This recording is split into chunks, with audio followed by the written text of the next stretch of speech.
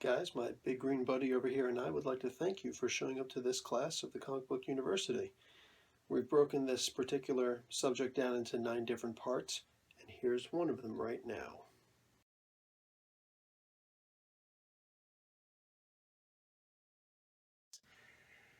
And then that ship blew up that he was on and killed his new wife. Yes, the Hulk was knocking boots, baby. Killed his wife and her pregnant child. And yeah, they didn't actually die there, but they might as well have. And they came back. Hulk decided to come back. That was the end of Planet Hulk. And then it went right into World War Hulk, which was a huge ordeal. I believe it lasted longer than a year. I'm not sure. I can't remember exactly, but it did go on forever. It was an event that crossed over everything. Everybody was involved in in World War Hulk. There were so many crossovers, and it was really worth reading almost all of them. Even the ones that weren't that worth reading, as far as the crossovers are concerned, would still have a really, if it wasn't a crucial part in it, they'd have a really cool part in it where you'd be like, oh yeah. And yes, I'm looking at you, Ghost Rider. Um, so World War Hulk, where he comes back and decides to take revenge, and he says, man, uh, what do you call it? Not Namor, but Tony Stark and Reed Richards and oh man, come on, Stark, Richards, Strange, and somebody else. Oh, Black Bolt. Oh, Black Bolt was the best one. When he goes after Black Bolt first, and has to walk into his screaming, and oh yeah, that was a beautiful scene. Anyway, this is often also one of the most beloved scenes, or not just scenes, stories involving the Hulk was World War Hulk. It didn't end in the best way, but it was amazing. It's absolutely amazing. And I feel that the crossover with the X-Men is probably one of the best crossover events. You know, like minor reading, uh, yeah, like you didn't have to read it, but if you chose to, this particular one was so entertaining, was so amazing. The X-Men World War Hulk, the 3 issues there, absolutely gorgeous. Um, wow, from beginning to end, it seemed to have taken a long time to go from like this space to like the front door of the X Mansion to the garden of the X Mansion, just to go in that short amount of space, man. But it was absolutely wonderful, and it was so worth reading. Also, if you're going to only read one tie-ins, that's what they're called, tie-ins. If you're only going to read one tie-in for World War Hulk, may I recommend that it be X-Men World War Hulk. Um, yeah, really good stuff. But yeah, he decides to get revenge on those people. He is bigger than to kill those people, but he does also wind up like his rage is so, whew, and it's justifiable rage, and that's the one good moment from that uh, Ghost Rider tie-in is that his penance stare doesn't work on the Hulk because he's justified in what he's doing. Uh, the moral ground is with him, you know. So he what do you call it? The Hulk eventually goes back and he gets his revenge without actually killing the people, and then he loses the ability. He doesn't actually lose the ability to become the Hulk, but anyway, he does revert to Banner, and he's able to be defeated in that quick moment. Um, he does it on purpose because he went World Breaker and he could have destroyed the entire Earth, and that's not really what he wanted to do. So yeah, he allowed himself to get captured, and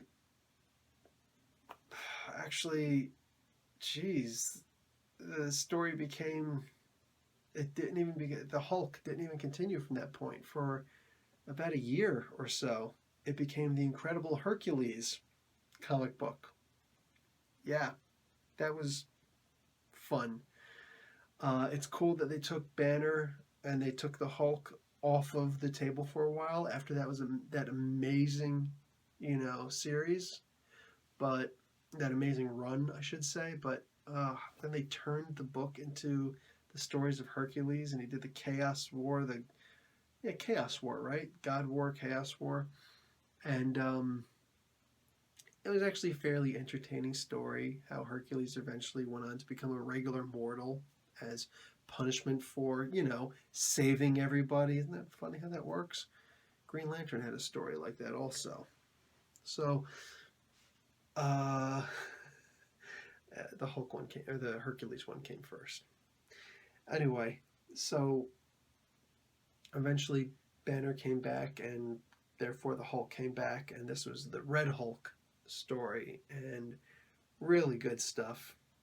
Just amazingly good stuff. Where now there's a Red Hulk they call Rulk, and who is the Red Hulk? I'm not going to give you the spoilers because it's worth reading just to get that. And if you already know, then you're saying to yourself, don't tell them because they need to find out on their own from actually reading it because it's that good, right? And then it goes into the Hulk's storyline. Some people were really down on that. They didn't like it. I liked it. I thought it was fantastic. I really liked the Hulk's storyline. What do they call it? World War Hulks? I don't remember exactly what they called it, but Fall of the Hulks. There you go. The reign of the Hulks and the fall of the Hulks. Something to that effect. There was a Red She-Hulk also at one point. Yeah, really good stuff. Anyway, the Hulk has never really been the greatest storyline aside from that chunk, right? For a while there, right before, to me at least, right before he went green to after he became Professor Hulk,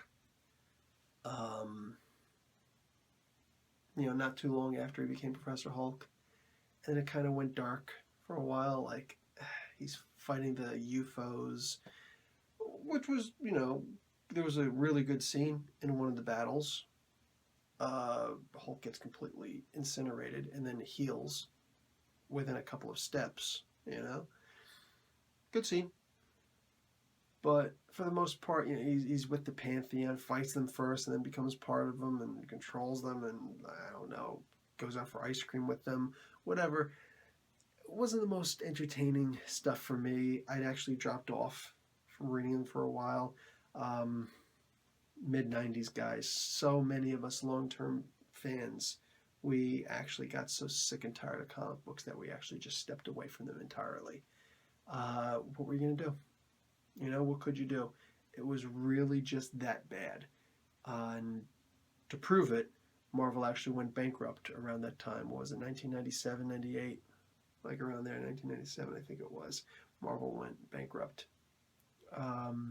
The Onslaught storylines and just stuff that was just, to me, just so silly. But whatever, it is what it is. And moving on, the Hulk was just never really impressive again until all of a sudden Planet Hulk, and then World War Hulk, and what ensued. And once again, he wound up becoming very boring again.